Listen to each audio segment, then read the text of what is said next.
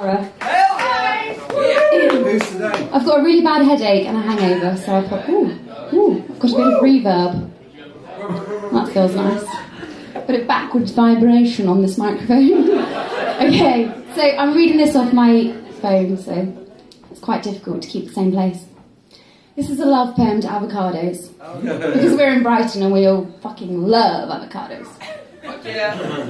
We all need to eat avocados, but more specifically, have them in our life.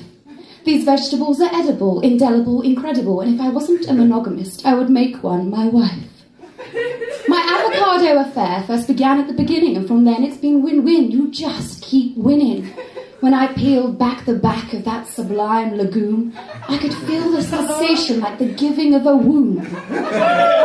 That greeny-yellow inside, like a setting sun, that round and mottled stone, the bone of where she's come. The texture that keeps giving, so soft it strokes the soul. I knew I needed a filling, now I found my avocado-hole. Guacamole had come before, perhaps that was the gateway drug.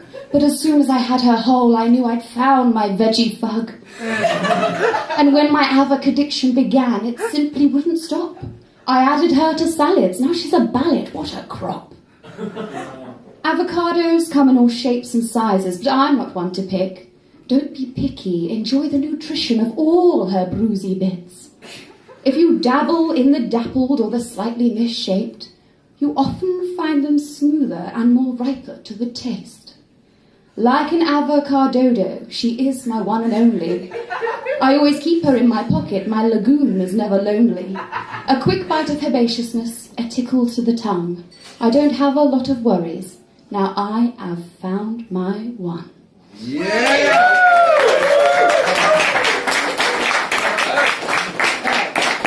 Should I do one more? Is one more? Okay. Oh, thanks, guys. Oh, bollocks. Right.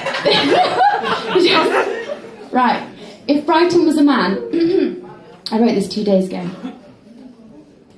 If Brighton was a man, he'd be preoccupied every minute of the day with life, with Brighton hype and being on time, with what's going on and fear of missing out, checking the Guardian for his daily star sign.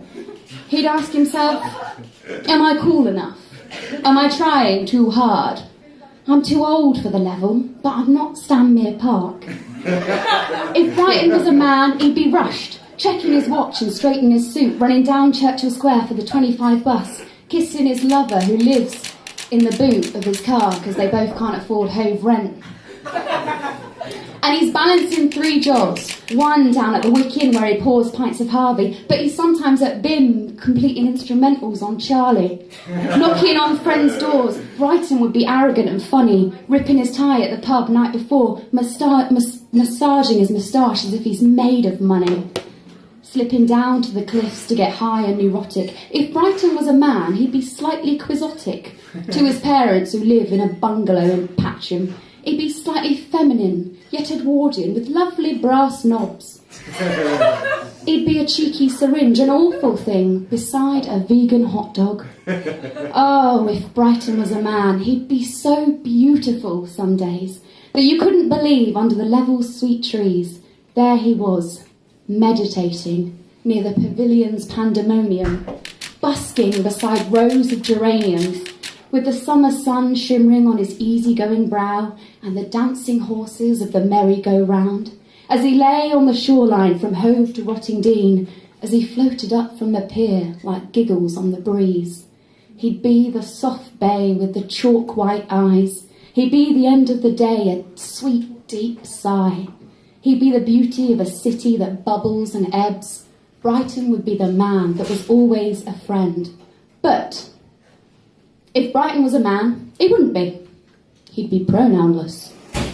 He'd have feminine mystique replaced by transvestite pastiche and masculine dizzies burped away in a mojito. He'd be go-go and stiletto and let me falsetto. He'd kiss lipstick kisses up Georgian table legs and play piano with no arms.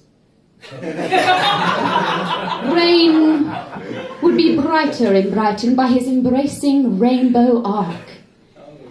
If Brighton was a person, they'd be welcome. He'd be Jamaican flavours whispering round the lanes and Creole calling out from jerk chicken flames. He'd be Albania, Romania and Colombia, international jazz nights at Casablanca, fish and chips and turmeric, burgers and quinoa and Tesco value crab sticks. If Brighton was a man, he'd be high on cocaine. Back for the weekend on the London train, he'd be the life and soul of the party. He'd be the long walk of shame. He'd be the Brighton fringe and poetry of trauma, the drunk Labour leader down at Speaker's Corner. He'd be the bus driver with a secret love for punk rock. He'd have Sussex down breasts and an I-360 cock. If Brighton was a man, he'd be all of this and more, and you'd be so sick of him for being so neurotic, so encapsulating, so wired and tired and fried from the 90s. So on the go, so alone, never ending, so full of vibrancy and freedom and promising charm, with a £1,000 watch on his graffiti arm, with a chiselled jaw that juts into the ocean, spilling out from shop doors. You can't contain his emotion. He is fresh and exciting, but he is capitalist rotten. But you'll keep coming back. You'll keep coming back, because he is Brighton, not so easily forgotten. Amen.